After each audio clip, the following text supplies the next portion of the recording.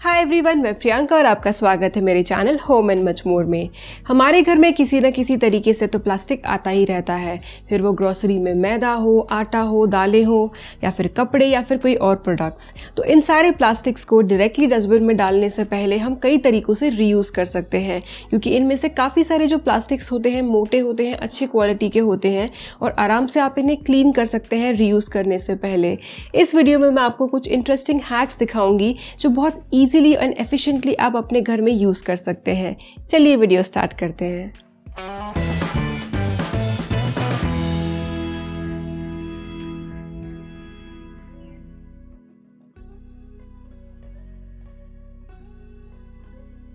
सबसे पहला हैक है पाइपिंग बैग। तो दो साइजेस में आपको दिखाने वाली हूँ। तो छोटा वाला बनाने के लिए आप कोई भी छोटा सा पैकेजिंग ले लीजिए, किसी भी नूडल्स का या फिर किसी भी चीज़ का, और उसमें से हमें एग्जैक्टली स्क्वायर या फिर रेक्टेंगल में पीसेस निकालने हैं। तो इस तरीके से आप पैकेज को सेपरेट कीजिए और जो प्लास्टिक मिलेगा, आप देखिए ये काफ़ी लंबा है, तो इतने लंबे रैपर की हमें ज़रूरत नहीं है। इसमें दो छोटे छोटे पाइपिंग बैग्स बन सकते हैं।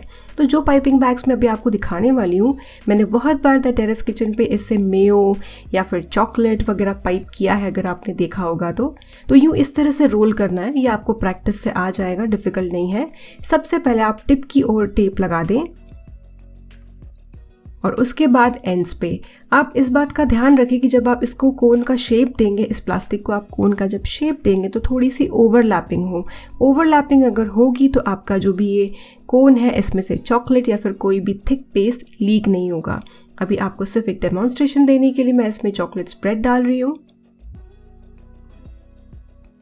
आप इसमें चॉकलेट गनाश डाल सकते हैं या फिर मेयो, क्रीम, आप इससे कुछ भी ऐसा पेस्ट जैसा जो भी है आप पाइप कर सकते हैं। आप सिमिलर तरीके से मेहंदी का कोन भी बना सकते हैं।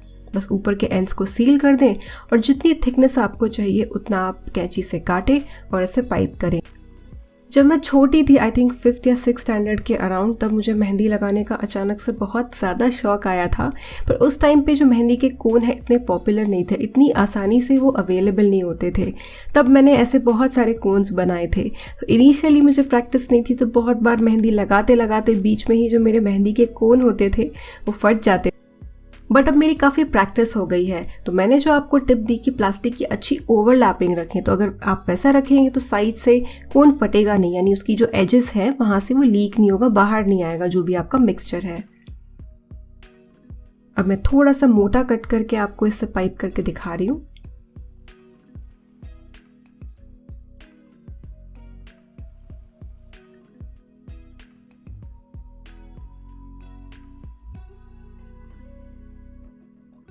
मैं आपको एक और प्लास्टिक के पीस से, यानी जो दूसरा हाफ है, उससे भी कोन बना के दिखाती हूँ। अब मैं इनसाइड आउट बना रही हूँ, यानी जो अंदर की साइड है प्लेन वाली, उसे बाहर रख रही हूँ। अगर आपको लगेगा कि सिर्फ वो कर्ल्ड था इसलिए कोन बनाना आसान था, ऐसा नहीं है। आप इसे उल्टा घुमाएंगे तो भी आप आसानी से कोन बना सकते हैं।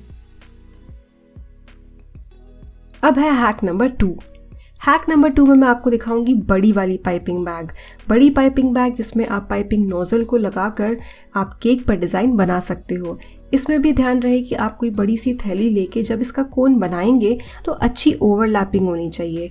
और अनलाइक छोटा वाला कोन, आपको इसमें थोड़ा सा ज़्यादा टेप लगाना पड़ेगा, क्योंकि अगर आप नहीं लगाएंगे तो जब पाइपिंग करते वक्त थोड़ा प्रेशर अप्लाई करेंगे, जो कि लंबी पाइपिंग बैग होने की वजह से ज़्यादा आएगा कोन के ऊपर, तो लीक हो सकता है आपका कोन साइड से। तो इसलिए टेप अच्छे से लगाएं और प्लास्टिक की अच्छे से ओवरलैपिंग करें। इस तरीके का पाइपिंग बैग बनाने के लिए आपको बहुत ही परफेक्ट शेप की पहले से कैरी बैग की ज़रूरत नहीं है।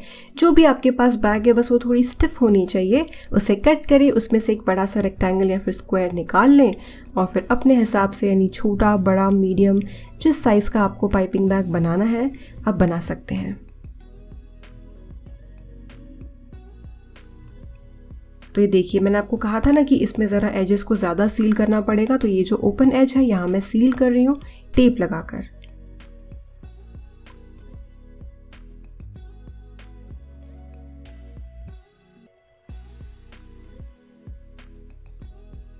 बस ये पाइपिंग बैग रेडी है। अब इसका टिप आप अपने पाइपिंग नोजल के अकॉर्डिंग कट करें, जितना भी आपको ब्रॉड चाहिए सामने से कि पाइपिंग टिप बाहर आ सके। और पाइपिंग टिप अगर यहाँ वहाँ ज़्यादा हो रही है तो आप उसे थैली के साथ यानी जो बाहर पाइपिंग बैग है उसके साथ टेप से चिपका दें। अब है हैक नंबर 3। तो हम में से काफ़ी सारे लोग जिपलॉक बैग्स खरीदते हैं, लेकिन आजकल काफ़ी सारी चीज़ें ऑलरेडी जिपलॉक बैग में आती है जो कि बहुत अच्छी क्वालिटी की होती है। आलू भुजिया सेव या फिर नमक, काफ़ी सारे स्नैक्स भी जिपलॉक बैग में आते हैं। तो जिपलॉक बैग को आप यूज़ करने के बाद अच्छे से वॉश करके सुखा लें, अपसाइड डाउन यानी उल्टा करके रखें ताकि पूरी अच्छे से वो सूख जाए, और फिर उसके बाद आप इस तरह से इसमें धनिया भी स्टोर कर सकते हैं। जिपलॉक ऊपर है ही तो आपको जिपलॉक खरीदने की भी ज़रूरत नहीं है और आपके पास धनिया स्टोर करने के लिए, फ्रिज में रखने के लिए जिपलॉक बैग हो जाएगी। अब है नेक्स्ट हैक। जब भी हम बचा हुआ आटा फ्रिज में रखते हैं, अगर हम इसे स्टील के डब्बे में रखेंगे तो वो हल्की सी एक ड्राई वाली परत आ ही जाती है, इवन इफ आप उसके ऊपर ऑयल लगाएं। तो बेस्ट है एक अच्छी सी मोटी वाली आप कैरी बैग ले लें इस तरह से, और हल्का सा ऑयल लगाकर आप आटे को इसके अंदर डालें और बस रैप करके आप डायरेक्टली इसे ऐसे ही फ्रिज में रख सकते हैं। प्लास्टिक की वजह से आपका जो आटा है वो एकदम मॉइस्ट रहेगा। और अगर आप स्टिफ बैग्स यूज़ कर रहे हैं तो आप इन्हें वॉश करके रीयूज़ भी कर सकते हैं।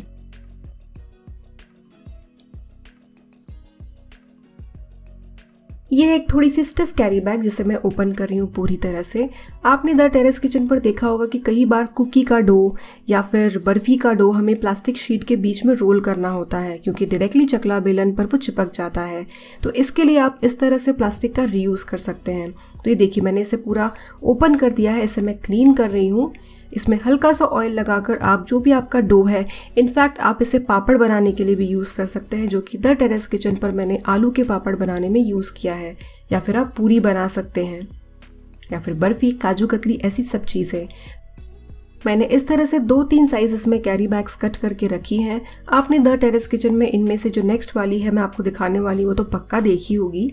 इन्हें मैं वॉश करके क्लीन करके वापस से अपने ड्रॉर में रख देती हूँ और इन्हें रीयूज़ करती हूँ। तो ये प्लास्टिक शीट उनमें से एक है। तो किसी चीज़ के साथ ये आई थी एकदम प्लेन वाइट, सिर्फ इसके एंड्स पे प्रिंट थी तो वो मैंने हटा दी। इसमें मेरे पास बड़े साइज़ में भी है। ये मेरी ओरियो काजू कतली की रेसिपी है जो काफ़ी पहले मैंने द टेरेस किचन पर डाली थी और उस पर मैंने इस प्लास्टिक शीट का यूज़ किया था। तो ये प्लास्टिक शीट भी मैंने किसी और चीज़ के साथ आई हुई प्लास्टिक बैग से कट करके बनाकर रखी हुई है जो मैं रीयूज़ करती रहती हूँ।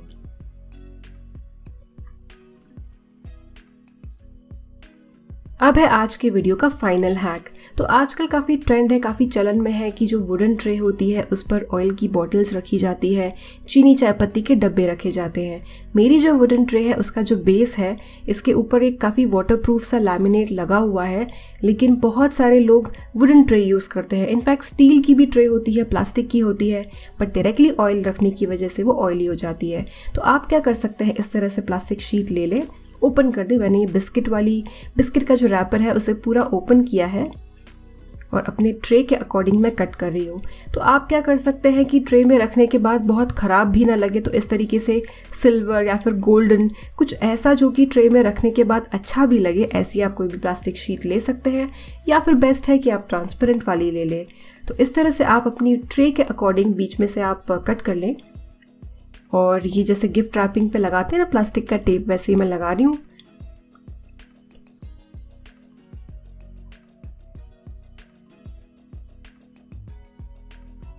क्योंकि जो वुडन ट्रेज होती है इनमें आप डायरेक्टली ऑयल लगने देंगे और बाद में वॉश करेंगे तो जो वुड है वो ख़राब हो सकती है।